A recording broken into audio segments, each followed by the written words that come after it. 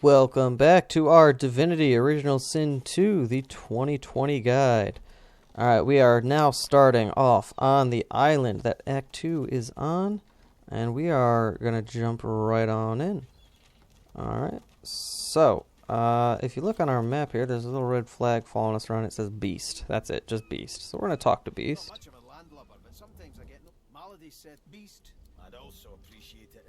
Alright, so we update our journal a little bit. He mentions Lohar, alright? So, as long as he mentions Lohar, we just know that Beast is looking for a guy named Lohar, alright? You can talk to Beast, get through the rest of the conversation if you want, but you don't need to. And then coming over here, we're going to find our first waypoint. It's going to bring us back to this area. We really don't need to come back to this area very much, alright? It's just kind of there. We don't really need to come back to this spot. Alright, so we are going to keep on moving up the beach over here. Alright, now you're eventually going to get to a point, alright, where you find a bridge coming over here. Now what we're going to do is we're going to come right over here. And we are going to take one of our teleporter pyramids and we're going to drop it right here by this kid here, Baron Pruitt. And we're just going to drop the teleporter pyramid there. So what we're going to do with that is when we get ready to do that part later, we can just hop on over using this blue teleporter pyramid. Just click it. Click the red one. Boom, we teleport over here. Just like that. Doesn't matter where you are. It'll take you right on back. Alright, and then you're going to come over here. And we're gonna see this giant, for our standards so far in the game, this giant void-woken bug coming over here, and he's doing some crazy stuff. He's attacking this lady. Alright. And we kind of can't stop that from happening. You know, the game just prevents us. He's going to fly off, kidnap her, and now we've got some more of these vicious voidlings. Alright, but this one is a volatile voidling. So these ones blow up when you kill them. There's also 3 more voidlings over here. Also has one volatile one that will blow up when we kill it. Alright, I'm not sure why Red Prince no longer has these 2 skills memorized. That's a little confusing to me, but whatever. So we're gonna sky shot this guy right there. I guess I didn't hit sky shot all the way. That was weird. There we go. He's gonna blow up, deal some damage to all of them. And then we're gonna shoot this one right over there. Alright, once you've taken care of those things, you can go ahead and loot their bodies. You're probably not going to get a whole lot from them, but you can loot those. Then we're going to come right on over here. Alright. So you're going to notice there's a lot of dismembered and disembodied body parts all over here. You want to grab this key on your way. Alright. Now if you have Beast in your party, he's going to want to talk to this dwarf over here. Let him. Alright, that's going to be the second option. Don't just one your way through. And then after Beast steps up, then you can one your way through after that. Alright, Beast is just trying to calm her down. She just saw this crazy chaos murdering going on. She's a little shooken up. I'm going to come over here. The key you grabbed is going to unlock this chest right over here. And it's going to give you this two-handed axe. Alright, the Hana Lachette. Now this is a level 9 weapon. Alright, we're already level 10 at this point, so it's a little bit below our level, but it's still very, very good. And I'm going to tell you why in just a minute. So if you look, it gives you a bonus 10% critical chance. That's pretty good. Alright. Gives you plus 2 strength. Hey, that's pretty good, because it only needs 12 strength to use it, so that's going to automatically fulfill its own strength requirement. Gives you extra constitution, gives you extra two-handed, gives you extra hydrosophist. Pretty nice. And it sets chilled for 1 turn, and it does cleave damage. Now, none of that looks super out of the ordinary. If you compare it to the Fang of the Winter Dragon right next to it, the one that we currently have equipped, it's comparable. You know, it's a little bit stronger because it's two-handed axe, not a one-handed sword. But it does a lot of the same stuff. But if you notice, if you look on the right window, on the Fang of the Winter Dragon, it says it sets chilled for 1 turn with a 5% chance to succeed. If you look at Hana Lachette on the left, it sets chilled for 1 turn. No percentage chance given. This thing will always set chilled on the enemy. Every single swing, as long as they have no magic armor. So what that means is, if you hit somebody with this thing twice, it's going to set chilled on them twice, and that's going to freeze them. Or if you throw a water balloon and then you smack them with that, they'll be wet, then chilled, and it'll freeze them. Alright, this thing is a freeze machine. Alright, we're actually going to give that to somebody in our next playthrough, which is probably going to be it's probably going to be a little while before we get to that. Alright, now coming on over here. If you have Iphon in your party, which we do not, this guy's going to come over, give him a little message. So just any response will work for that. Now with our pet pal person, we're going to come over here, we're going to talk to Big Marge, this chicken right over here. Alright, let her know, ask what happened, ask what the thief looked like. Alright, you can won your way through most of that, it looks like. So basically what happened with Marge is somebody came on through and kidnapped her baby. Now she's a chicken, so her baby is actually still an egg. Alright, so we gotta go find Big Marge's egg and rescue it. So we're gonna come right over here.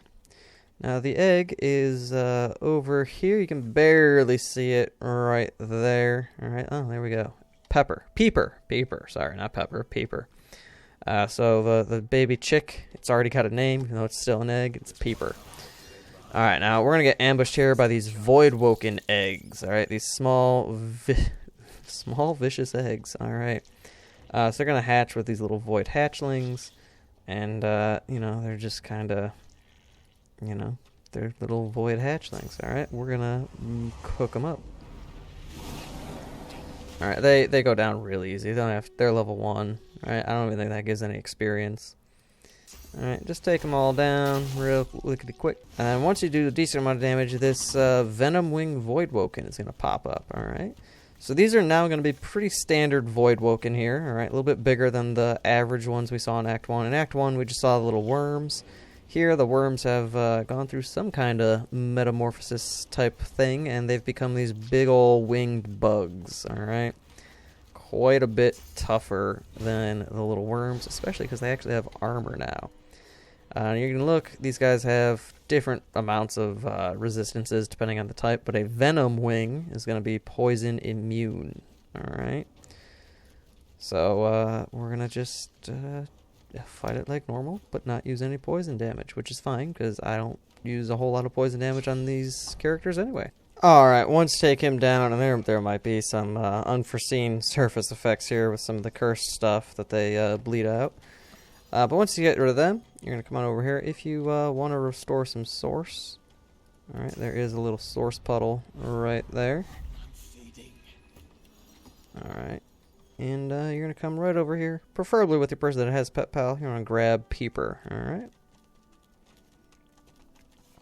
And then once you got Peeper, you can come right back over here to Big Marge and give Peeper back to Big Marge. Get your quest reward, get your XP. And then when you talk to Big Marge, let her know you found her eggs.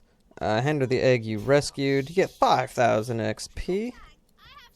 And then she tells you to check behind the chicken coop over here. And when you get over here, you'll notice a dig spot.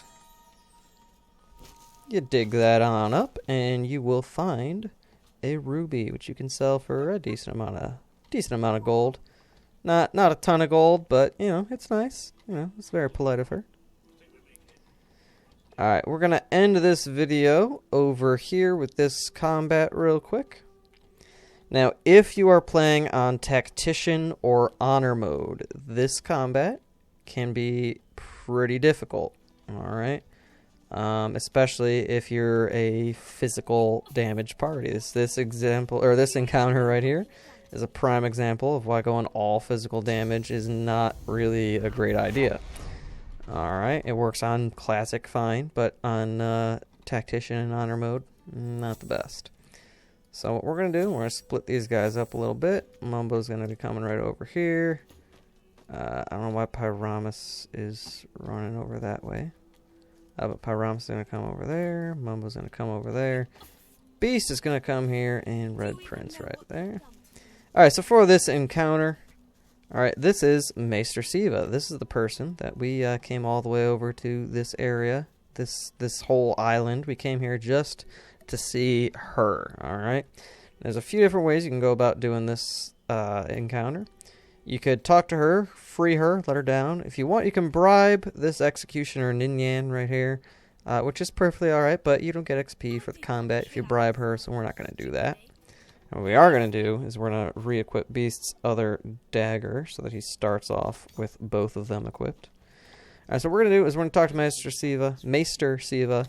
You can one your way through this. It can go a little bit faster if you pick other stuff, but oneing your way through will work. So Executioner Ninyan, the reason that this encounter is kind of tough is because she has evading on right there. Alright, not only is she evading, it's an evasive aura.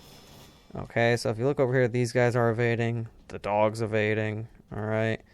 Everybody around her is evading.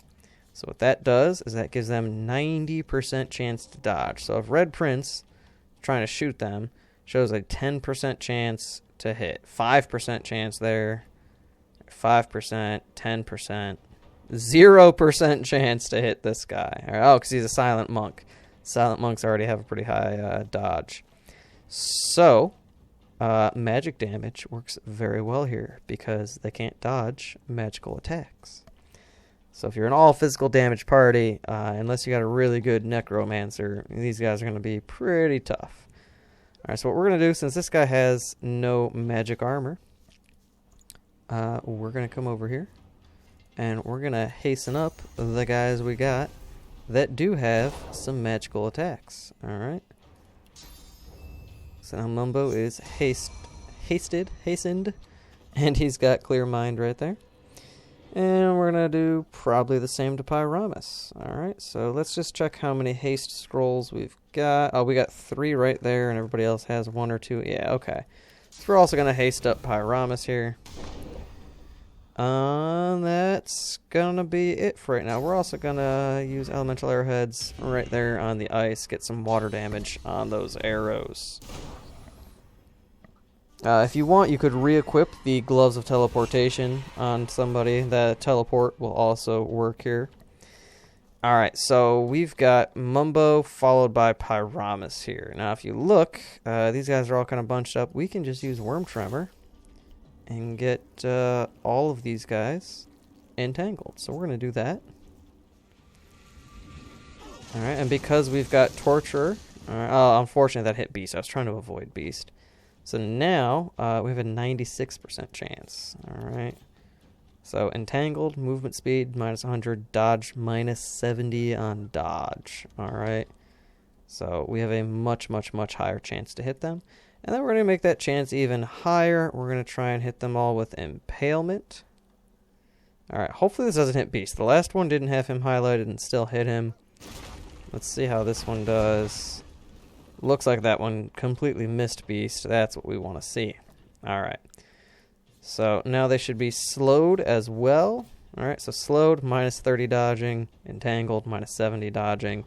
So now Red Prince should have no issue hitting them.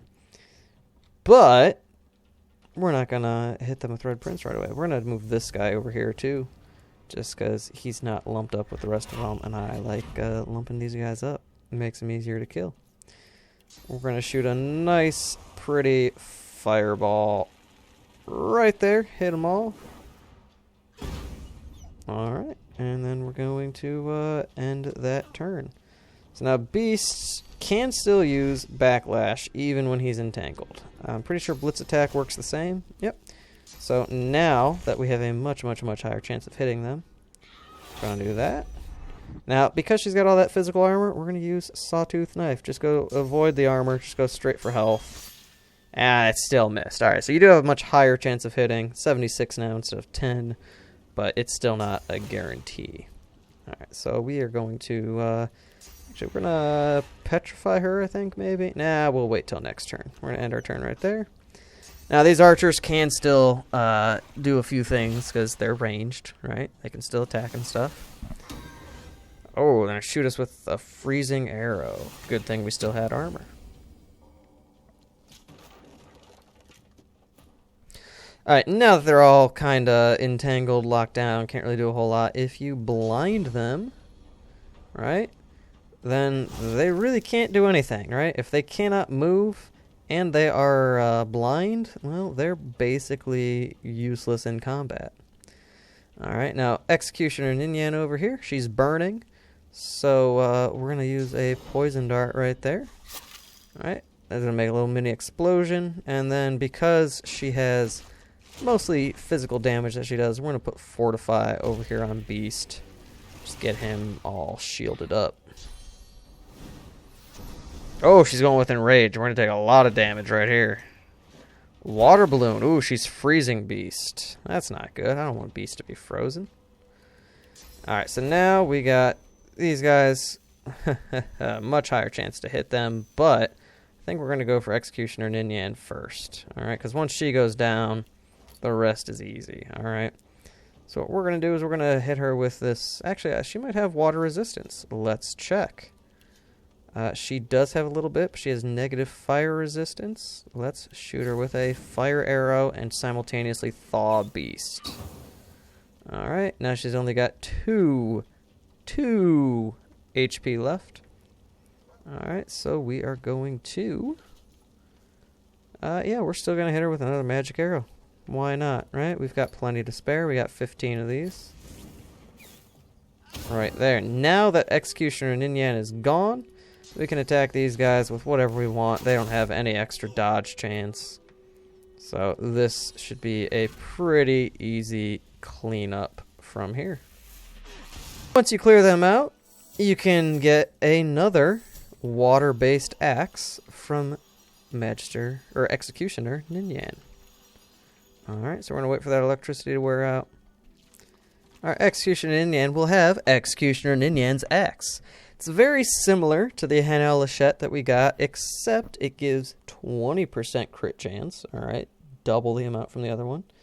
And it has a 10% chance to set frozen, and a 20% chance to cripple, and a 10% chance to chill. So it's a little bit more physical damage based, right? Because it doesn't have that guaranteed chill, and it has that 20% crit. But honestly, the Hana Lachette's guaranteed chill, I think that just makes it an overall better weapon, alright? And since her whole theme seemed to be freezing people, she also comes with a water balloon and frost grenade, and I believe those come every single time. So, after freeing Meister Siva, we're going to come right over here. And we're going to come to Meister Siva's house. Alright, and she's right in here. She's just chilling. She's vibing. We're going to go in there and see what she wants us to do on the next episode. But for right now, I will catch you guys next time.